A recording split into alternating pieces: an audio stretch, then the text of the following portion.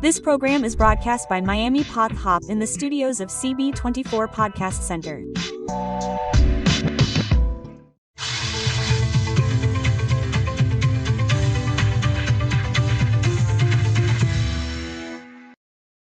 Hello, how are you?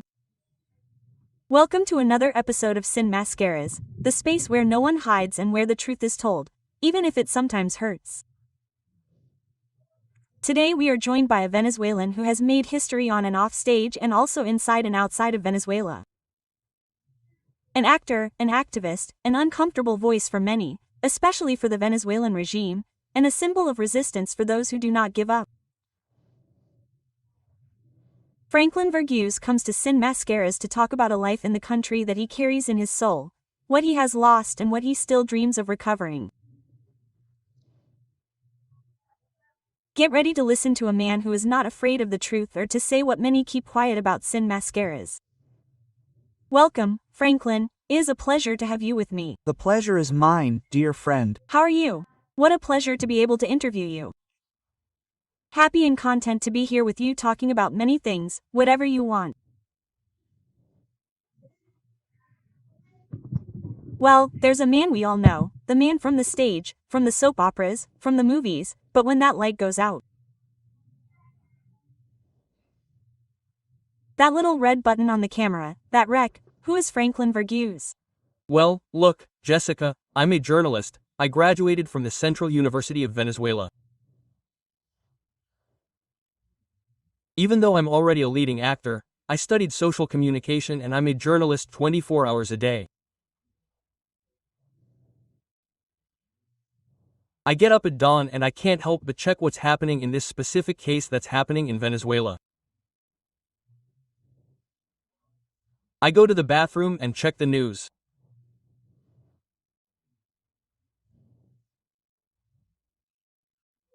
Well, that's in me because when I left Barquisimeto, I graduated, or rather, I finished elementary school at a wonderful institute called the Venezuelan Council for Children, a farm school in the state of Lara, near Duaca.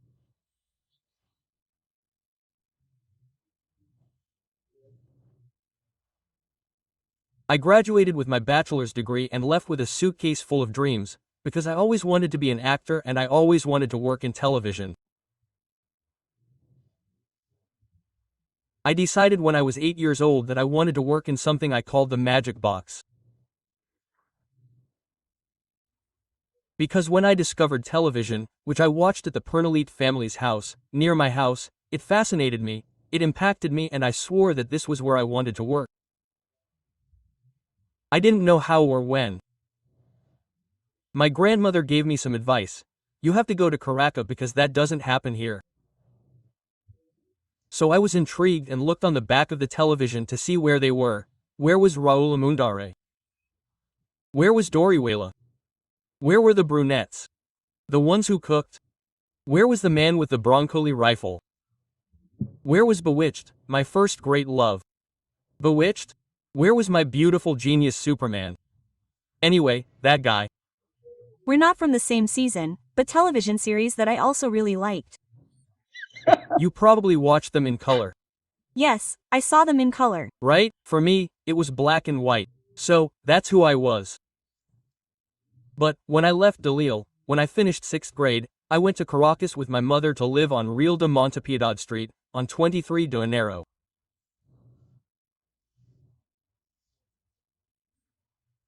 My first job was as an office boy at the Torre de la Prensa, but after a few months, I was a daring kid and I found myself in an elevator at the Torre de la Prensa, Don Miguel Ángel Capriles, with his bodyguard and his driver, but I was never ashamed. I got angry and told him, look, I learned photography at boarding school. I'm a photographer for the extra newspaper, but I'm an office boy for the extra newspaper, but I want to be a photography assistant. Quote. And I don't know, he saw a daring kid maybe. And what are your names? My name is Franklin. And 3 days later, Don Miguel Ángel Capriles, secretary called me and assigned me as. How old were you there? How old were you there? I was about to turn 18. And they assigned me as the assistant photographer to none other than Cesar, sorry, I was going to say Cesar Miguel Rondon, right? Rondon, who was Cesar Miguel's uncle. This Rondon is the photographer who took that wonderful photo of the Porteñazo. I say wonderful because of what the photo meant. In fact, Hector Rondon won the Pulitzer Prize, the only Pulitzer Prize for photography by a Venezuelan photographer, with the photo of the father in the Porteñazo there in Puerto Cabello holding the soldier. This photo was taken by this photographer, to whom I was his assistant, and later Cesar Miguel told me that Hector was his uncle. Well, I learned a lot from him. I already had some knowledge that I had learned in boarding school, and with Hector and Julio Tomas Liendo I learned a lot about photography there. I became a photojournalist when I had little time. I was already a photojournalist at Torre de la Prensa, for the evening newspaper El Mundo. And there I was studying at the same time There I began studying theater at Juanzujo. Jesus took me to the journalist Jesus Pustanui, who took me to the Juanja school, and I began studying theater at Juanzujo. After Juanzujo, I studied with Gonzalo J. Camacho and ended up working as a professional actor in the theater at the Central University of Venezuela. While I was at the Central University of Venezuela, I had the opportunity to start working in television. I made my television debut. You see, when I got to television, I was well prepared because I had studied theater for a year at Juanzujo, a year at Gonzalo J. Camacho's school, and I had been doing professional theater for 2 years. I didn't get paid, but my attitude towards university theater was professional. So, when I got to television, thanks to Delia Fiallo in the soap opera Rafaela, I was already prepared. So prepared was I that I was a part-time actor without having been hired by Benevision. They were testing me for the soap opera Rafaela. I quit photography, because at that time I was a photographer for the Public Relations Department of Social Security, and I'm talking about the first government of Carlos Andrés Pérez. Well, I quit because I was sure. I was convinced that no one could take me away from television, and sure enough, after 7 or 8 months Benevision hired me as an exclusive actor for the channel. That's where my journey began. I was at Benevision for 2 or 3 years. Then I went to Radio Caracas Television for almost 27 years. Well, anyway, I've been in this business for 52 years now. I've been in the acting business. And I thought it was the other way around, that you had first studied journalism, right? Journalism and then you got into the performing arts. No, I have a really good anecdote for you, you'll love it. It turns out that when I was already working in television, I was already more or less a well-known figure on Venevision, because I arrived on television when they were looking for an actor who resembled a Puerto Rican actor who worked on a series called Chip Patrulla Motorizada. His name is Eric Estrada. Of course. Well, this beauty in front of you looked a lot like Eric Estrada, and they were looking for a Latin lover. I found out about this later. I didn't even know what Latin lover meant, but I did summarize that they were looking for a guy who was hot, handsome, gorgeous. Hey, that was me. So, but I didn't know it, the executives at Venevision knew. They were looking for a guy who looked like Eric, and they found me and started giving me leading roles. Even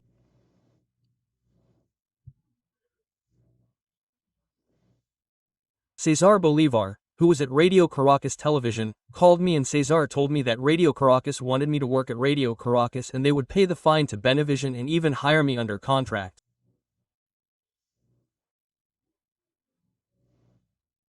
I didn't want to leave Benevision, but the difference was between 2,800 bolivars and 30,000 bolivars. The difference was too much money, and I remember that but at that time it was a lot of money.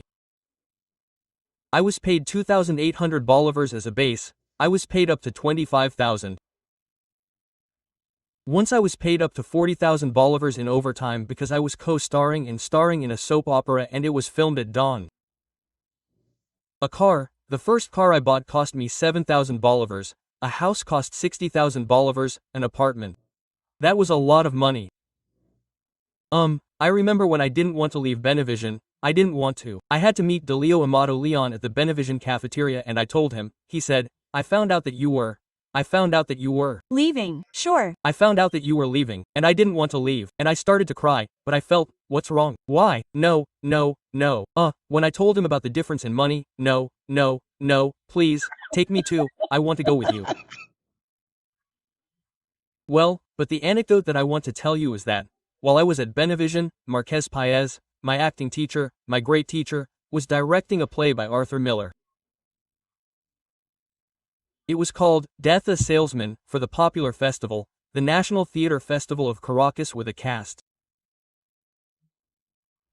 Berta Moncayo was there, very kind, Carlos Marquez, Gilberto Pinto, and so on, a great cast, right?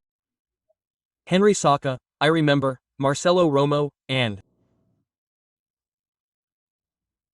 Fernando Gomez. Dr. Gomez was there too, and I saw Carlos Marquez, who was at the top because he was being a beast, his great character, right?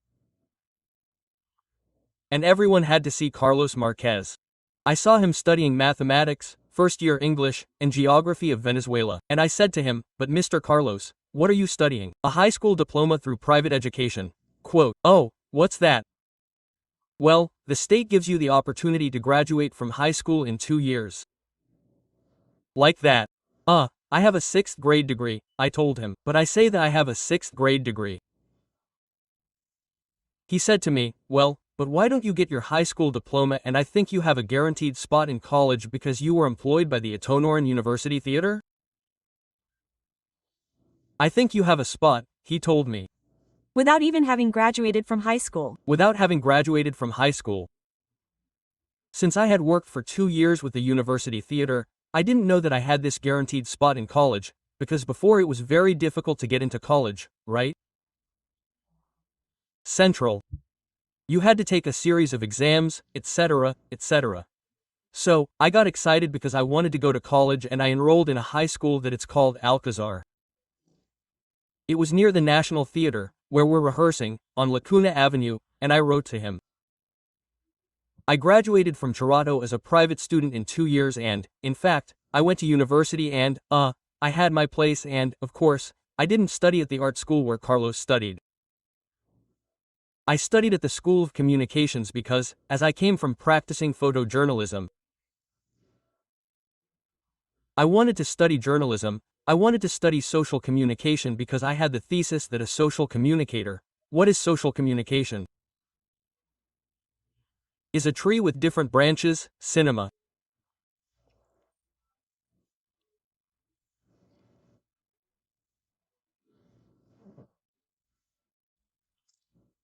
Radio, print media, theater, television, and I could meet those requirements, because I came from theater to work in television, I did radio, I came from the print media, from photojournalism and, so, what I needed was to finish my degree in social communication at university and, in fact, that's what I did and, that's what. By the way, I only got 120 in my entire career, because when I started studying at university and I left Benevision for Radio Caracas, I didn't stop starring, I finished a series and I was doing a soap opera.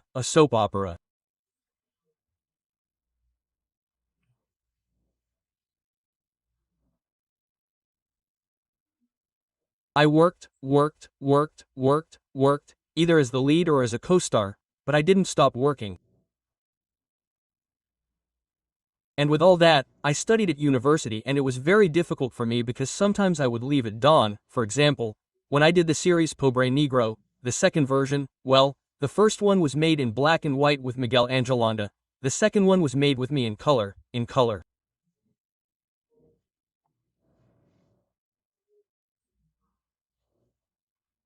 Well, I was in the last semester, I had to do my thesis and I had decided that the thesis was going to be about racial discrimination on Venezuelan television. But Franklin Peru felt it at some point. I mean, I listened to you narrate, one channel even paid the other channel to have you. You felt at some point, it's not that we're talking about discrimination against African Americans, against Afro-Venezuelans. In this case, I'm talking about the black man Tomas Enriquez, Antonio Machuca, and the black woman Gled Jabara. If I'm talking to you about actors with Afro features, I'm an actor with Indian features. Exactly, I'm Indian and I don't have curly hair, I'm not Bemb, I'm not Narashada, I don't have Afro features, and the thesis was called on color television, Black People Are Not Seen. Discrimination and self-discrimination of black people in Venezuelan soap operas. In fact, he's already working on it right now, the book has already been corrected, and it's currently in the revision process to include photography. The book is called Who Has Seen a Black Man Like Me? And the book has to do with, I extracted it from the undergraduate thesis that I worked on with Jamina Iribarren, the thesis, but I just extracted it from the thesis, a book that has to do with this very thing, with the discrimination that hasn't stopped since the Rio Bravo. To Patagonia. Discrimination exists, it continues. This one, the only one who has planned a documentary or series. All that. Well, the only African American actor who starred and even became a god, is the one I dedicated my thesis to, the black Tomas Enrique. He is the only one. Why? Because Tomas Enrique arrived on television. And he was already famous. When television arrived, Tomas was already famous. He was famous on radio, in film and in theater. And when television arrived in Venezuela, in the 40s, they needed stars and Tomas was a star.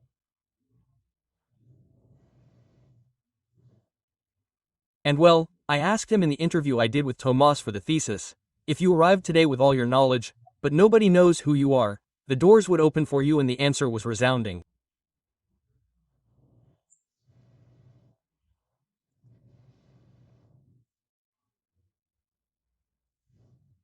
Those doors would not open because on Venezuelan television there was always discrimination against African American actors who even had to discriminate against themselves, get a nose job, get their hair done, get a facelift, to do many things to achieve.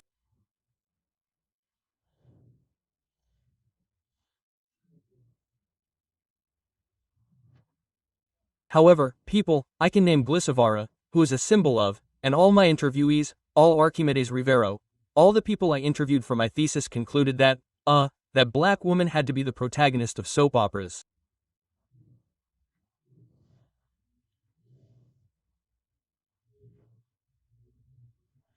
She never was because it never seemed like she did some important things, but she was not the protagonist of several soap operas because it seemed like there was never a soap opera. The soap opera that was needed for her to develop everything she developed in acting never came to her.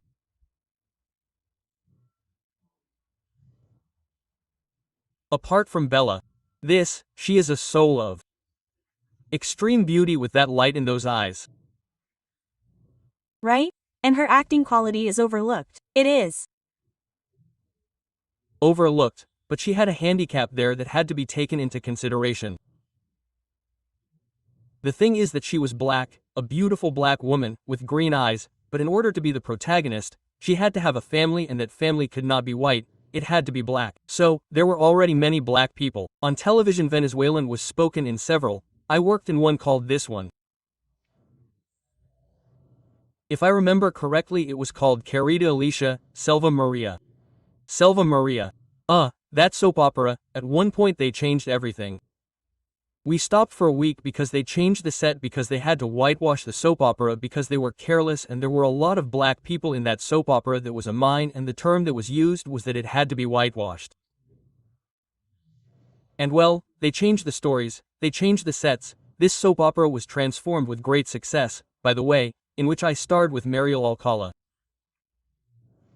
There were a lot of black people, and it had to be whitewashed because it was to be sold abroad and it needed to be whitewashed a little, and that meant that they voted out those few ugly actors who were there for them, because they were very beautiful actors, black. You see, there they got rid of them, and they changed the soap opera.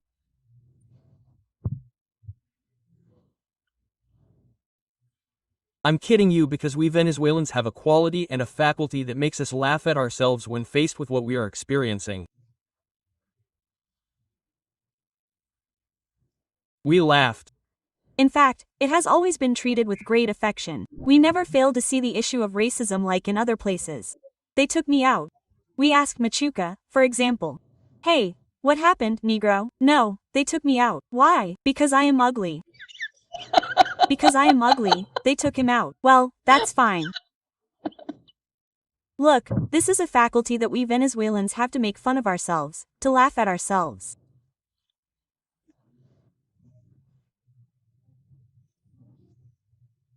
Your characters, of course I have to mention him, Udemar Santos, obviously, from these streets, but of all the characters that you have played, even today in the film Simone, the character you played as a general, I saw the film and, one really feels the contempt that exists for that figure at this time, right? He is that figure of the torturer in Venezuela. Of all the characters that you have played, imagine how many of your favorites or in which character, perhaps you say at this point you would be missing to play. Okay. Well, I just premiered on October 2nd.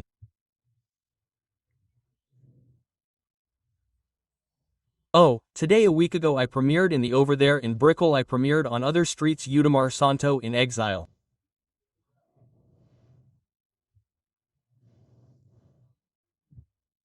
It's a comedy about this character that I played in that soap opera and that has left its mark on me for life. Of course. And people still remember it, the people who attended. Did you think that this character was really going to have, so much recognition, be so popular? It still has it. And in the play people laugh, cry and stand up to applaud Udemar Santos. Grandma used to tell me, she used the phrase a lot, as Omar Santos used to say, as he comes and goes. My grandmother used to tell me that a lot. I'm going to tell you something. There's a Udemar Santos paying tribute to a character that you love very much, that has to do with what you want very much, that you respect a lot. The next day I received the premiere of Poor Otras Cales, which we're going to have another performance in November, but it's going to be at the Trail Theater. We're looking for that. I'm going to play you this audio. Okay, let me take off the Bluetooth that I have on because I need us to hear this audio from this person. I felt very proud when I received it. I didn't expect it. This character is very dear to you, to me, and to everyone who is watching us right now. I want to convey to you once again, dearest Franklin, I want to convey to you once again all my gratitude and affection for everything you've done during these years, but also for the trust you've had in us, in the entire team, and well, in me too.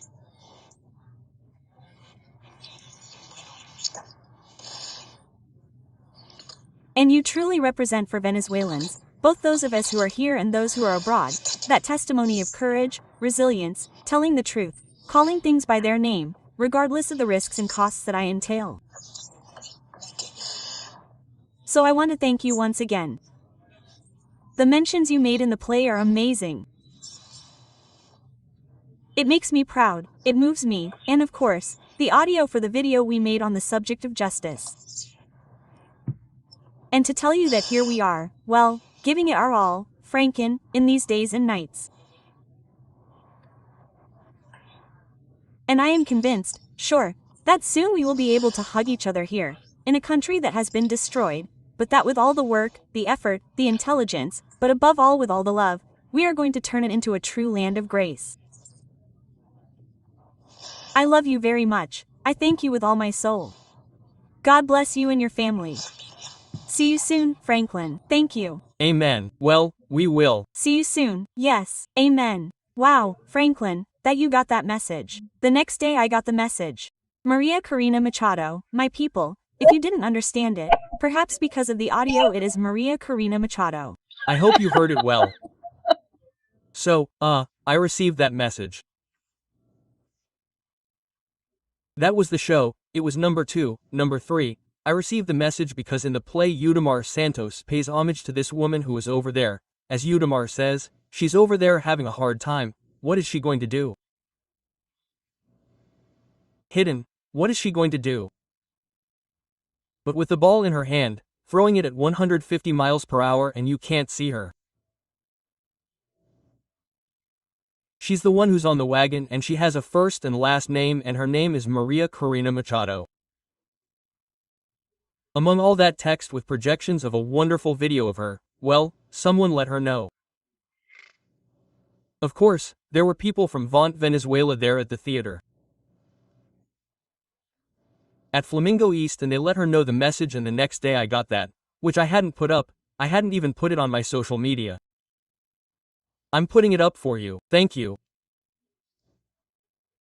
So, this is a very beautiful play, very beautiful, with a character that, look, brought tears to my eyes, who is a character that has a lot to do with Venezuela and, obviously, has to do with me, someone I've carried on my back for 37 years, which was the first time I did it on television. Okay, walk with me up and down. And now we did this play by Carlos Perez, one of the writers of Por Los Cales, who wrote it and well, you see, we're going to tour it in Europe right now. Jessica, you mentioned de Simone, El Coronel de Simone.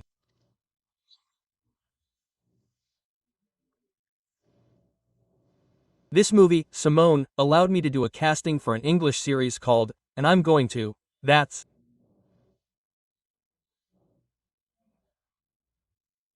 the series you recorded with the actor from Game of Thrones. Quote. Sure, with Alfie Allen. With Alfie Allen, Samira Will, Chasif Latif. And a great cast. Udamar Santos, an international actor. Yes, but then I went to Africa, to Morocco, in Marrakech, Casablanca in Sarah. I recorded this series called Atomic.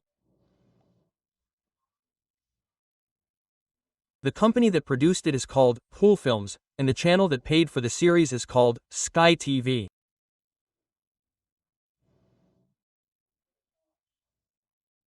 Sky TV is the Netflix of Europe for the English. Well, now this series, Atomic, is all over Europe and let me pass you something so you can watch it while I speak. This. And well, I want to go with this work for other streets. Santo in Exile. Sure, I've seen it on your networks, of course. Yes, yes.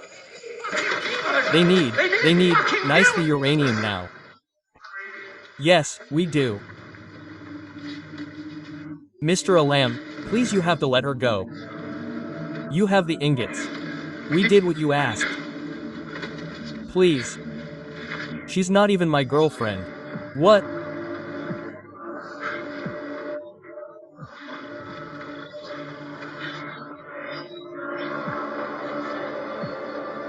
Take us to the desert. First you kill her and make Max see it. They saw Simon in Spain and when they saw me they called, I think here's the actor for the character of Antonio Allen, the one they were looking for. They were looking for a Venezuelan in Spain. So they traveled from London to Madrid and saw the movie and called me. Well, they called Reina. I have my manager Reina Rojas, I have her on Instagram and they called her. And well, okay, I did a casting and a month later I was already 2 months old. I was in Morocco recording this English series called Atomy. It has to see. This is a general who is part of the cartel of the Suns, which traffics not only in cocaine, but also in gold, diamonds, coltan and uranium for the manufacture of the atomic bomb in Iran. Any resemblance to reality is purely coincidental. He is a Venezuelan Lebanese man. Named Anthony. He is a bad guy, but he is bad. Yes, Simon, the president, the colonel of Simon was bad and he scared you. This guy is going to terrify you, right? So, well, over the years, I have specialized in that type of role. Every time they have a bad guy, they call me and I give him everything I have. Franklin, you have had many awards as an actor, of course. Your fight, as we started the program, you have not remained silent, you have done quite the opposite, you have raised your voice against injustice. Telling the truth, do you think it has cost you, that you have paid dearly for it? Yes. In fact, it's been hard for me to work here in Miami. It's been hard for me to work in Miami. I worked in Mexico. I did 3 series, El Señor de los Cielos. In the 4th season, I saw you. And I also did This Daddy All Mother and The Double Life of Estela Carrillo in Televisa. I had to leave Mexico because my life was in danger. Mexico is a beautiful country. I love that country. The Mexican culture is wonderful. The Mexican people are sensational, but a hitman costs $50 and these guys are in Mexico. They're in Mexico. And I received threats and in the end I couldn't stay in Mexico working. I had to come here. And here in Miami I haven't been able to work in some television channels, well, because they consider it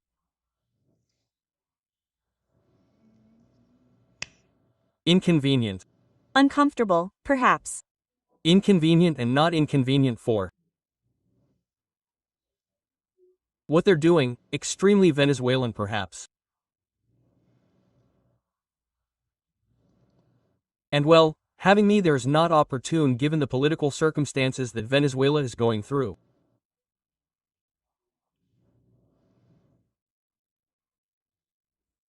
Maybe now it has changed in favor because they are against the wall, but until a few years ago, it was a power and they exercised it with money and they bought your conscience with money everywhere in the world. A country. Miami is a city that is rife because the city of Doral, for example, is a city where many Venezuelans live. And the vast majority have put love and affection into that city and have managed to raise it up, but there live a huge number of people with connections. Sure. But a lot. This and in Miami in general. Well. Now that you mention the people with connections as an actor, do you think you can be impartial in a dictatorship as an actor? An artist, a singer, should not get involved in a political issue. Everything that's been happening lately. There are artists, for example, who can't enter Venezuela. There are musical groups that can't enter Venezuela. While there are others who come and go, they even perform in the United States and can return to Venezuela. Well, I've been very delicate because I have friends, people I love very much, who have taken that position. I respect that position. I don't share it, but I'm not one to judge them, because everyone assumes their commitment to history, to the country. I assumed mine 20 years ago, almost since I was in Mexico.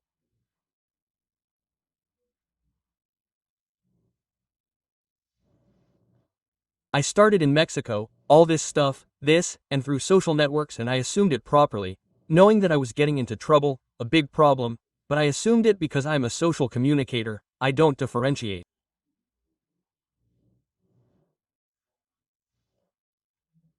Hey, an actor is a social communicator. What happens is that many actresses and many actors don't know it. They don't know it because it's not just walking down a red carpet, it's not just, oh, excuse me, signing an autograph or taking a photo, it goes beyond that. It's the commitment as a communicator that you have with, in this case, your country, with Venezuela. And I'm not just a communicator because I'm an actor, I'm a communicator because I studied and graduated from a university. In other words, I'm a communicator and I assume my role as a communicator to denounce what is happening in Venezuela. Happening. So, I assume it is such. And with all the risks that it could happen, but that is my problem, that is my decision. I cannot, campaign with other characters, other colleagues of mine, other people that I have great appreciation for because they are afraid, because they surely have their family there, they have some properties there.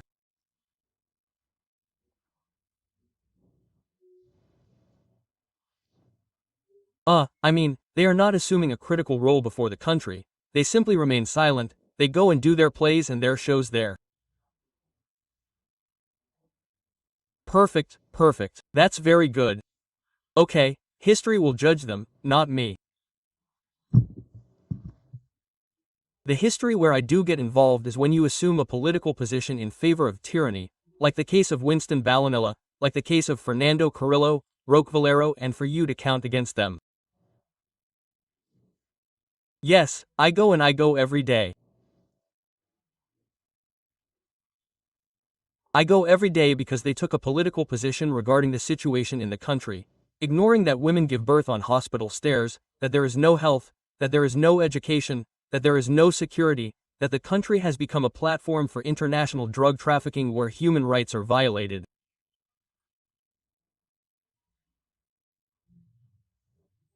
For example, I don't have an opinion. I don't like to have an opinion against Sarando and Florentino, although I know their political position and I have known it for many years, because I knew Ali Primera in person. In fact, the only 20 I got at the Central University was when I studied Introduction to Philosophy with Professor Benavente, a Chilean communist who is now deceased. I interviewed Luis Primera at his house over there in the apartment in Del Valle. I interviewed him. I met Saul Musit, I met his children, I met the newborn Juan Simón. I know them. Juan Simón is in politics. Of course, he is a deputy and he is also a deputy of Mrs. Solbusit.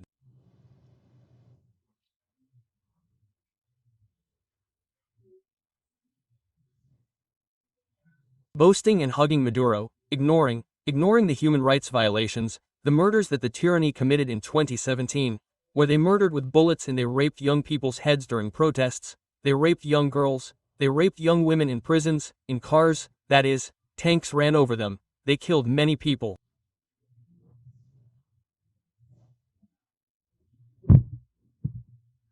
She ignores that. When I met her, she was an extremely humane woman, Ali Primera, and I say this with certainty, if he were alive, they would have killed him or he would be in prison. Ali would not have accepted that, because that is neither communism nor 21st century socialism, that is a blatant robbery of the nation, that is a violation of human rights and they are part of it, I mean, Mrs. Solbusit, Servando and Florentino's mother and the Primeras, they are part of it with their silence and with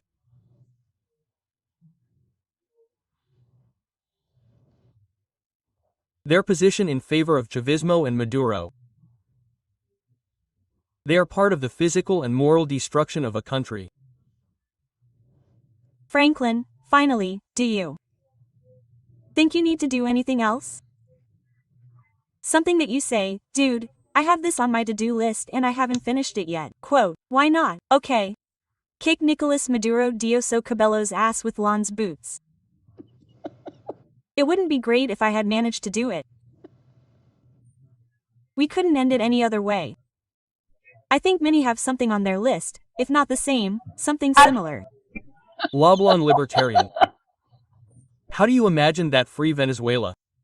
Well, it's not going to be easy because we have to provide water, we have to provide electricity, we have to provide justice, we have to restructure the country. We're going to do it, and we're going to do it this time, but walking on our own streets and not walking on other people's streets. Venezuela is going to need us. I'm going to be there. What am I going to do? I'm an actor. I'm going to do theater. There are many actors in Venezuela doing theater, but we're going to do it in the neighborhoods, in the cities, in the towns. Let people know that there was a Jose Ignacio Cabruja in Venezuela. Today, young people who were born in that revolution don't know who José Ignacio Cabruja is. What's more, they don't even know who Rodolfo Santana was, even though Santana was a socialist. Franklin, thank you. It's a pleasure to have been with you today. Thank you very much for joining us, and I hope you enjoyed it too. I'll see you in the next episode.